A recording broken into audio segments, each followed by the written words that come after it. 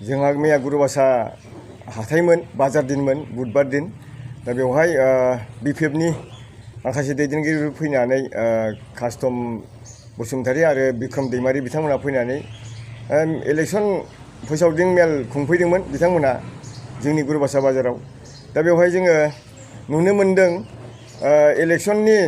केम्पेइनखौ बयबो खालामो किन्तु बिसोरो जेनेखि पार्टिनि सिस्टेम बेबादि खाराखै बादि होननानै जों साननानै दिनै बे खौरां मेलखौ जों लिंनाय जादों दा बेवहाय जों नुनो मोनदों कास्टम बसुमतारी आरो बिक्रम दैमारी बिथांमोनहा गुरुबासा ओनसोलाव जेबो जायाखै बिटिआर सरकारा जेबो मावाखै जेबो खामानि मावनो हायाखै होननानै बिसोरो रायजोफोरखौ लिंनानै न' हाबनानै बिसोरो माइक जानानै मुलि फाननाय बादि बिथांमोनहा हाथाय हाथाय गिदिंनानै बयनिबो फोसावदिंदों किन्तु बे बिराद गाज्रि जादों जों दा बेखौनो रिप्लाइ होनो नागिरदों जे गुरुबासा प्राइमारि हिसाबै जों गुरुबासा प्राइमारि हिसाबै बिटिआरनिफ्राय सुजुग सुबिदा मोननाया जोंनावनो बांसिन जों गैयाब्लाबो गिदिर गिदिर खामानिखौनो जों दा 25तानिबो बारा मावनानै दं आरो गुरुबासा प्राइमारियाव दा बेखिनिखौ जोङो बे खौरां मेलनि गेजेरजों जों बिथांमोनखौ रिप्लाइ होनो नागिरदों जे कास्टम बसुमतारी आरो बिक्रम दैमारी बिथांमोनखौ जों मोजां मोनो मानसि हिसाबै बिथांमोना एकदम माने स्ट्रं दासान्दि यां लिडार दा बे हिसाबै आं खावलायनोसो नागिरदों दिनैनि समा दिनै बुंदों माने बिपिएफनि दिनैनि समा जेनाखि बिपिएफ गेलेनायनि सम गैया होननानै जों बेबादि आसा खालामदों आरोखि दिनैनि दिनाव समाया बुंदों जे इउपिपिएल खालामनायनि सम बादि मानो होनना बुङोब्ला 17 बोसोर सासनाव गुरुबासायाव मोनसेबो बाजार गैयामोन मोनसेबो माबा स्ट्राक्चार गैयामोन गुरुबासायाव दिनै जोंनि गुरुबासा बाजारावनो बिथांमोनहा फैनानै मिथिं खुंफैदों जे माने रायजोफोरखौ माइकजों लायै लायै बुंदों न'खर न'खर दा बेवहाय नुलांदोंना नुलाङाखै आं मिथिया बिक्रम दैमारियाथ' सासे यां ना बिथाङा मेगनासो गाज्रि जायाखै नामाखै जों बेखौ बुंनो हाला आरोखि दा बेबादि बैसोआव जुदि बिथांमोना मेगन गाज्रिब्ला ट्रिटमेन्टनि गोनांथि जागोन बिथांमोना मानो होनना बुङोब्ला जोंनि गुरुबासा बाजारावनो गिदिर गिदिर ओरैबायदि गिदिर गिदिर गंनै एकबारैनो बाजार माने माबाया मार्केट सेटआ जागासिनो दं लुफुंगासिनो दं टप लेन्टारसिम मोनहैबाय दाबो कन्टिनिउवास प्रसेस आरोखि खामानिया बे खाथियावनो आरो गंसे माने वाटार साप्लाइ बेसेबांबा गिदिर 3 कौटिनि लुनानै दं आरो बेबादिनो गोबां जों बुङोब्लाथ' 1 घन्टाबो नांनो हागौ आरोखि टाइमा दा बेनिखायनो आं बिथांमोनखौ बुंदों बेबादि इलेक्सन फोसावदिंनायनि मुङाव जेनोखि नंगौ बे बाथ्राखौ बुंनानै नोंथांमोनहा इलेक्सनखौ फोसावदिं मानो होनना बुङोब्ला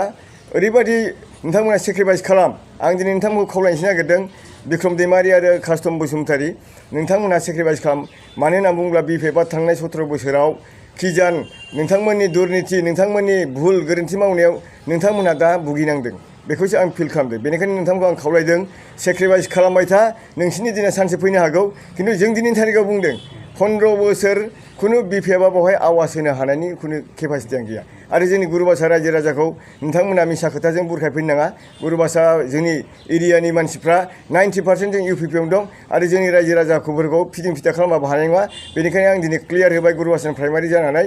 रायजोफ्रा जेबो उल्था पाल्टा साननो नाङा मैया न'खर न'खर हाबदोंब्लाबो बयखौबो माने मिसा खोथा होनना बुजायदोंब्लाबो बिथांमोना लानो नाङा आरो बिथांमोनखौ आं होनदों आरोखि दिनैनि थारिखआव माइक लानानै बिथांमोना जे हाथाय हाथाय बेबायदि केम्पेइन खालामदों मुलि फाननाय अबस्था किन्तु नोंथांमोना बिपिएफनि एक्सपायरि डेट बारखानाय मुलिखौ फाननानै बाहाय जेबो मुलाम्फा जानाय नङा बेखिनिखौ आङो बिक्रम दैमारी बिथांनिसिम आङो खावलायबाय बेबादि नोंथांमोनहा इयुनाव जुदि बिपिएफखौ दलखौ गोख्रों खालामनांगौबा बै 17 बोसोर थांनाय जेनोखि नोंथांमोननि दुर्निति गोरोन्थि मावनायफोरखौ सेक्रिफाइस खालामगोन बेनि उनाव नोंथांमोनहा बिपिएफखौ स्ट्रं खालामनो थाखाय खामानि मावबाय था बेखिनिखौबो आं नोंथांमोनखौ खावलायबाय मा खामानिफोर मावजाखो मख'जाथाव खामानियाथ' जोंनाव बिराद गोबां दं जेरै गुरखा समाजफोरखौ जोङो गुरखाफोरखौबो जोङो गोजोन होनो थाखाय गुरखा भबन बेसेबांबा गिदिर लुना होबाय आरो बेजों लोगोसे गुरुबासा हाई स्कुलखौ जों हायार सेकेन्डारि बानायना होबाय बेजों लोगोसे गुरुबासा हायार सेकेन्डारियाव थांनाय जेनोखि लामा दालां बानायना होबाय आरो गुरुबासाथ' नेसनेल हाइरड बे स्कुलाव छात्र छात्रीफ्रा थांलाय फैलायाव बिराद माने जेंना दंमोन लामाया बायजोबनायमोन बेखौ जोङो थनथना बानायना होबाय बेनि उनावहाय गुरुबासा बाजाराव मोननै मार्केट सेट जाबाय आरो बेजों लोगोसे दै लोंनो थाखाय वाटार साप्लाइ गिदिर गिदिर 3 कौटिनिबो बांसिन मोननै बानायबाय बेनि उनाव बिसिडिसि भबन जाबाय बेनि उनाव फरेस्ट अफिस फैफिनबाय बेनि उनाव इरिगेसन अफिस फैफिनबाय हस्पिटाला बिराद मोजां जाबाय बेखौबो जों लुफुंना होबाय बेनि उनाव सानपुराव जोंहा माने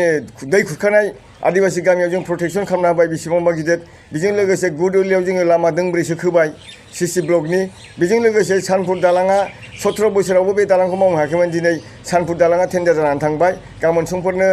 बेखौ लुसिगोन दा केम्प बानायगासिनो दङ जोङो बुंनो थाङोब्ला 1 घन्टासो नांगोन बेनि गेजेरजों टाइगेरगुरि आमिनपारा थांनाय 3 कौटि 85 लाखनि मोनसे माने गुडविल स्किमखौ जोङो दा सिसि ब्लक मावफुंना होगासिनो दं बेजों लोगोसे आरोबाव जोंहा माने बै नेपालि बस्तियावबो जोङो सिसि ब्लक खामानि मावदों दा बुंनो थाङोब्ला माने जोंनि 1 घन्टा नांगोन आरोखि जोंनि डेभेलपमेन्टखौ गुरुबासा हिसाबै बिटिआरआव बांसिन जों स्किम मोननो हादों होननानै जोङो हमनानै लादों आरो रुनिखाता ओनसोलाव मोनसे प्रग्राम लादोंमोन बिटिआरआ प्रग्राम बे फेलियारनि लिडार होननायखौ आंबो खोनादों एक्सुवेलि बियो पलिटिकेल लेंगुवेज बावहाय जेबो ओंथि गोनां गैया मानो होनना बुङोब्ला बिथांमोनहा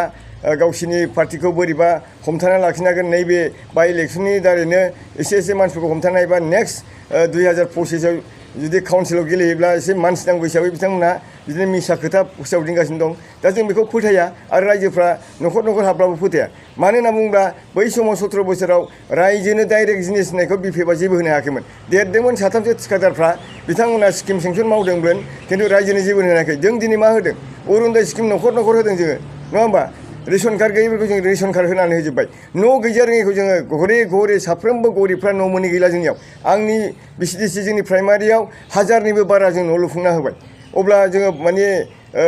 प्रमद बर' सरकारा फैलार बेखौ बोरै बुंनो हागोन बे साहसखौ बबेनिफ्राय मोनो आं बेखौसो दिनै आसरित मोनदों आरो नोंथांमोननि केन्डिडेटखौ माबायदि मदद होनानै देरहाहोदों नोंथांमोना जोंनि केन्डिडेटआ जोंहा थाखानाय भटआनो दाखालि थांनायावबो जों देरहाखादों एमपिआवबो देरहादों एमएलएआवबो देरहादों जोंहा जथेस्थ' भट दंखायो आरो बेवहाय जोंहा दिनै बुंनो थाङोब्ला गुरुबासायाव बिपिएफआ 5%ल'सै नै दाखालिसो 15 दिनसोनि सिगाङाव बिपिएफनि जायनाखि हार्डक'र इयुथ बिपिएफ जेनिखि होनो बिआरटिएफ होनोमोन गोदो नङा होमबा बै बिथांमोना गासिबो लैहोर फैनानै जोंनियाव जगदान जाफैजोब्बाय दा सेक्रेटारि प्रेसिडेन्ट सानैल'सै बादि बिपिएफ आरोखि अबस्था गाज्रि दा बिथांमोना बेखौनो माने खर' सानानै नंखाय बाथ्रा बुंनानै न'खर हाबनानै माइक लायै हाबगासिनो दं बिथांमोना बेखिनिखौ आं दा खावलायदों नोंथांमोनहा जुदि बिपिएफखौ स्ट्रं खालामबा माइक लानानै न'खर हाबनाङा नोंथांमोना खामानि मावनानै देखायबानो जाबाय मानो होनना बुङोब्ला 17 बोसोराव गुरुबासायाव जिगाब दोंसेबो बिपिएफनि चिन्ह गैयामोन बेखिनिखौ आं बुंबाय